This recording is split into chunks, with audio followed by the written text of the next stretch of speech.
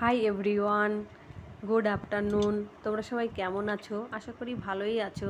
তো একটা কথা আমার ভিতর ভীষণভাবে তোলপাড় করছে, তো ভাবলাম যে তোমাদেরকে শেয়ার করি। তো কথাটা হলো এই যে আহ, সংসার সুখী হয় রমণীর গুণে। তো এই কথাটা না আমি পুরোপুরি যে সঠিক সেটা মানতে পারছি না, আর যে ভুল সেটাও আমি বলছি না। তো দেখো, একটা মেয়ে যখন বিয়ে করে শ্বশুরবাড়িতে আসে, তো শুরুতেই সে বাজে বিহেভিয়ার করে না।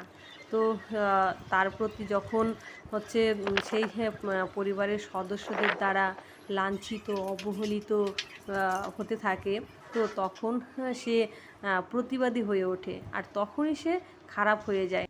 তো দেখো, মানে সংসারটাকে যিনি পরিচালনা করেন, সংসারের অভিভাবক, তো তার বিহেভিয়ার, তার চিন্তাধারা যদি বাজে থাকে, তো তার ইফেক্ট কি সংসারে পড়ে না? তো তার জন্য কি সংসারে শান্তি নষ্ট হয় না? তো দেখো, তাহলে কি করে বলি যে সংসার সুখী হয় রমণীর গুণে? তো সংসারের অভিভাবক যিনি, তার যদি চিন্তাধারা বিহেভিয়ার বাজে হয়, তো তাকে কি ইয়াং জেনারেশনরা রেসপেক্ট করবে? আর রেসপেক্ট না করলে তার কোনো কথা কি মানতে চাইবে? কখনোই মানতে চাইবে না। আর তখনই নেমে আসবে সংসারে অশান্তি। তো সংসারটা সুখী হওয়ার জন্য দায়ভারটা শুধু রমণীরই নয়, রমণেরও অনেক দায়ভার রয়েছে। এটা কিন্তু এড়িয়ে গেলে একদমই চলবে না।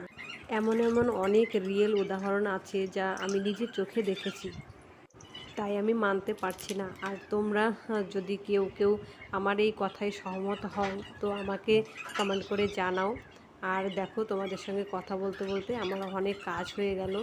তো ঠিক আছে, তোমাদের সঙ্গে আবার নেক্সট ভিডিওতে দেখা হবে।